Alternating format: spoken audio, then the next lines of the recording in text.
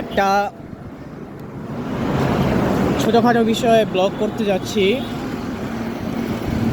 তো ব্লগটার টপিক হচ্ছে কি বা স্ট্রিট ফুড। আজকের টপিক হচ্ছে স্ট্রিট ফুড। তো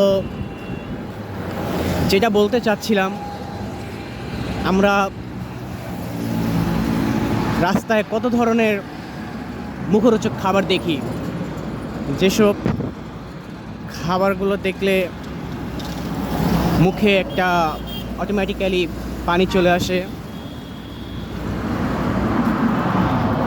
এটা যদিও একটা হরমোনাল ইফেক্ট,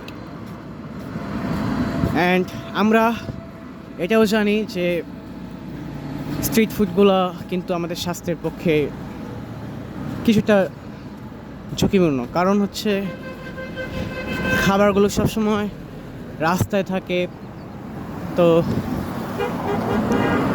আমাদের দেশে যে এয়ার মানে বাতাসে কত ধরনের জীবাণু থাকে, ব্যাকটেরিয়া থাকে, জার্মস থাকে। সেই সব জিনিসগুলো খাবারের মধ্যে এসে পড়ে এবং আমরা কিন্তু অসুস্থ হয়ে যাই।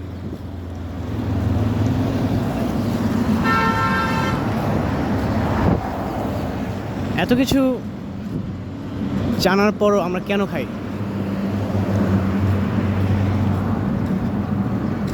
Only because of its test, মানে স্বাদ।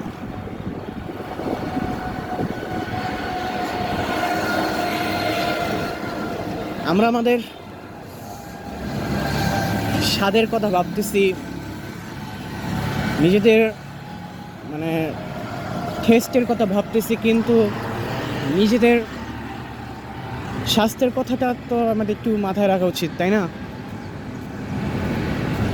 নিজেদের স্বাস্থ্যের দিকে তো আমাদের একটু খেয়াল রাখতে হবে।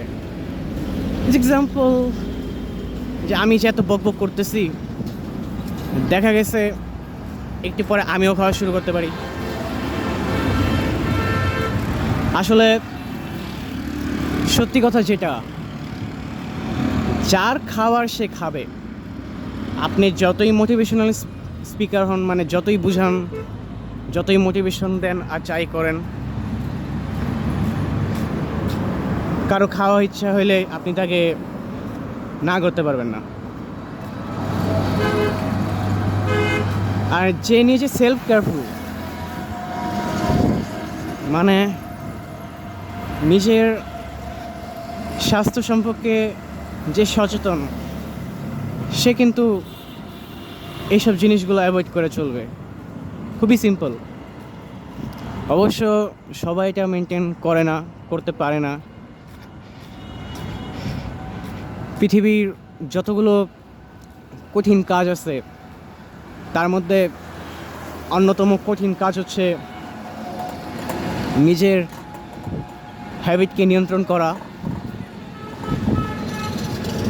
নিজের আচরণকে নিয়ন্ত্রণ করা ইত্যাদি।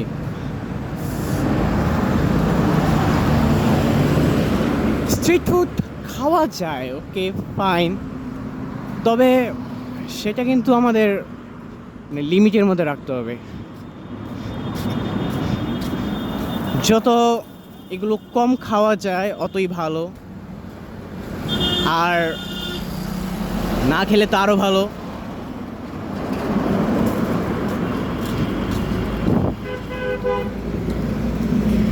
তো আমাদের এই বিষয়ে স্বাস্থ্য সচেতন হওয়াটা অনেক জরুরি, যেটা আমি পার্সোনালি মনে করি। তো এই ছিল আজকে আমাদের টপিক নিয়ে কিছু স্মল একটা ডিসকাস। টাটা।